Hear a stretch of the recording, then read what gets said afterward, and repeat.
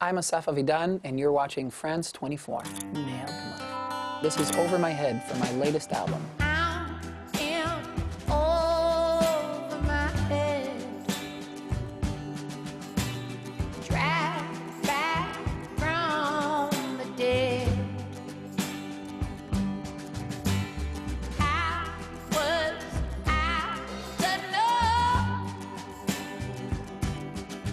just a seedling in. Listening to his voice, you may think of a female singer from long ago. Billie Holiday, Janis, Joplin and Bob Dylan are all in there. They add up to his original sound. Baby, I'm coming back. Asaf Avidan launched a career on the back of Heartache, leading to his critically acclaimed record Different Pulses. His One Day Reckoning song began buzzing in 2011 after a German DJ gave it a remix, counting more than 150 million YouTube views. His second solo album is called Gold Shadow. Asaf, welcome to the show. Thanks for talking to us. Thank you for having me. One of the last times you were here was actually during the Charlie Hebdo attacks. Right. I mean, experiencing that, did it change the way you felt about Paris? Not at all. I mean, I come from Israel. And more specifically, I was raised in Jerusalem. Jerusalem, you know, it was part of your day-to-day life when I was a teenager. I mean, in the 90s. You know, it was a day-to-day experience, the fact that you can lose your life fairly easily because of a set of values that you uphold. But I'm not scared of Paris because of that. I mean, are you aware of being Jewish? Do you feel threatened as a public figure? I did at that point, but I don't. First of all, I mean, just the fact that I'm Jewish is weird. I mean, I'm so not religious. I don't understand what being Jewish is, really. I mean, if it's not a religion, what is it really? Is it a, I don't know, tradition, a bunch of traditions that you hold together? Is it the fact that, I don't know. And so I don't really feel Jewish, but I know that to another I am Jewish, you know, if I want to or not, which is a weird thing to be. And you've always travelled a lot. You're the son of a diplomat. You spent 4 years in Jamaica. Do you have friends all over the world? Do you have a home? I used to travel a lot because both of my parents were diplomats, but that was when, up until the age of 11, 12, so I don't have any leftover ripples from that time. I do hate traveling, which is weird and ironic considering what I do. And I do really, really, really need a home, but to answer your question, there's no home at the moment. And it used to be a metaphorical home, which I thought wasn't such a big deal, but now, after I lost it, I understand how big of a deal it was when I split up with my girlfriend after 6 years of relationship. So she was with me the whole career and the whole endless traveling and endless roller coastering through the emotional highs and lows. Is that the girlfriend that broke your heart and threw you into music? No. That's another one. Yeah. At the age of 19, I met a girl. We were together up until when I was about 25. And that spiraled me, that breakup spiraled me into the world of music. I needed to explain to myself, and I wrote this small EP album, and that was Now That You're Leaving, and that was in 2006. So you didn't start in music until your 20s? I was 26, yeah. Which is late, isn't it? Yeah, it is, and I'm thankful for it. If I needed to do this, or what I started doing at the age of 26, when I was 19 or 18, I can so easily understand how people fall apart. If I didn't have myself already kind of intact and ready and, you know, out of the oven already, baked, then it would be impossible, implausible to undertake this. And I'm happy that I reached it at a fairly, I don't know, fairly late. It now seems ridiculous to say, but yeah, a mature age.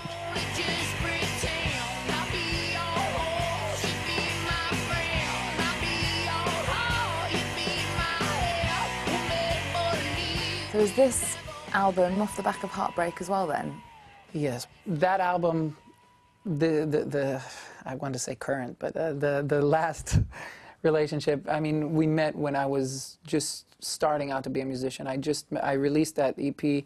I was starting to tour with the Mojos, the band that would later record 3 albums with me, and she met me and we started dating, and she was a big part of the career. It wasn't a career then, but she helped. She was the only one with a car, and she would drive us to shows. And then after I left the Mojos and I toured solo, I put a new group together, and she was part of the group. And now, until this day, she's part of the group. She's a percussionist and vocalist.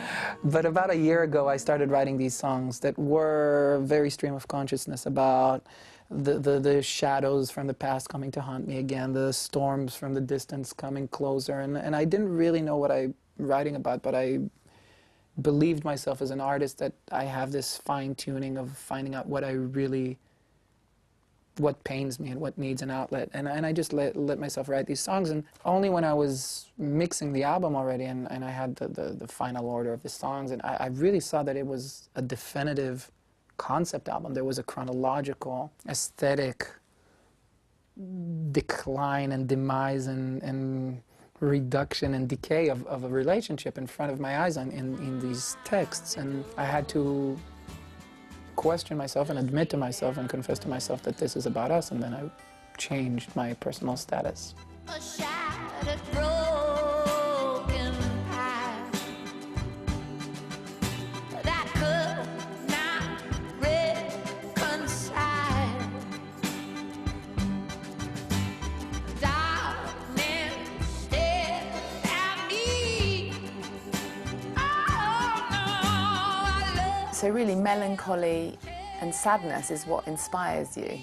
I think melancholy and sadness is what inspires everything in the world. I mean, of course there's joyous moments, of course there's love, of course there's hope, but there's always an underlining current, this river, this little drop of water somewhere in that cave of ours. Because even in the happiest moment, we understand inherently, even if we don't admit it, that it's fleeting. That even if we meet the person of our lives, and we'll spend what apparently to us is the best we can hope for as eternity, we will end someday anyway. So even the happiest moment, even when you hold your kid in your hands and you say, it's all, I mean, that initial inherent understanding of mortality, I think always underlines and shadows everything with some sort of melancholy. And there's a duality to it. I think there's a beauty to it, and it's what drives us to search and grasp as much as we can with the time that we're here. But there's always this sadness to it. One thing that's so powerful about your music are the lyrics.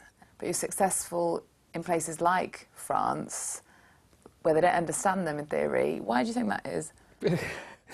I don't know. It's like that Woody Allen movie, Hollywood Ending, where he directs a whole movie blind, and the only place that likes the movie in the end is France. First of all, I really want to believe that a lot of the people, maybe they don't have English as their language, but when they do read it and try to translate it, they understand something. And also there's this thing that, like, I don't know French, but I can hear Serge Gainsbourg, I can hear Edith Piaf, and I can be moved by it. I think as an artist you should be precise about what you're writing about, and you should, I mean, I use words very carefully. But I think as a singer, not the songwriter part, but the singer part of me, it's my job to deliver the song in a way that even somebody who doesn't really understand can understand. Your most famous song is probably One Day Reckoning Song. Right. Partly because it was remixed. Not partly, definitely because it was remixed. One day, baby, we'll be old. Oh, baby, we'll be old. Think of all the stories that we could have told. One day, baby, we'll be old. Oh, baby, we'll How did you feel about that? Because they didn't actually, you weren't consulted about it, were you, in the beginning? No, I mean, I've been very verbal about my dislike for it. And not that I have anything against the person who did it, about Wankelmoed. It's just that I don't like it artistically.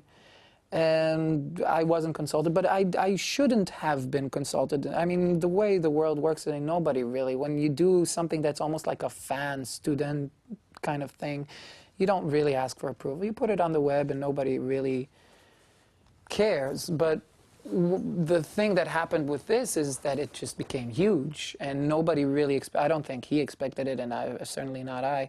And then it started being a problem because I really didn't like it, and it was on the internet already, which meant that every person in a club, like all the DJs, took it and played it, and it just became bigger and bigger and bigger. It's a weird story for me because I understand what it did to my career. I understand that a lot of people were introduced to my music by that song, by that remix version, but I still really don't like it. And if I could have rewritten history, you know, I would not write that into my biography. But your fame has increased because of it. Like people like Sean Penn are asking for you personally to perform at their events. How do you feel about the celebrity world and being part of it? Is that something that you want? I don't look at success that way. I mean, I think I've often quoted Leonard Cohen that says success, when he was about my age, he says success is survival. It's staying here for the long run. And in retrospect, seeing him now still doing what he does is amazing. I was surfing the web and I saw the New Yorker.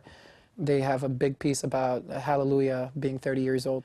He's 80 years old. He released that song when he was 50. That's amazing. I would love that, to have a career that's so complex and lasting that you can still surprise yourself and others a long way down the road. One day, baby, we'll be old. Oh, baby, we'll be old and think of all the stories that we could have told. So one day, baby, we'll be old. Oh, baby, we'll be old and think of all the stories that we could have told.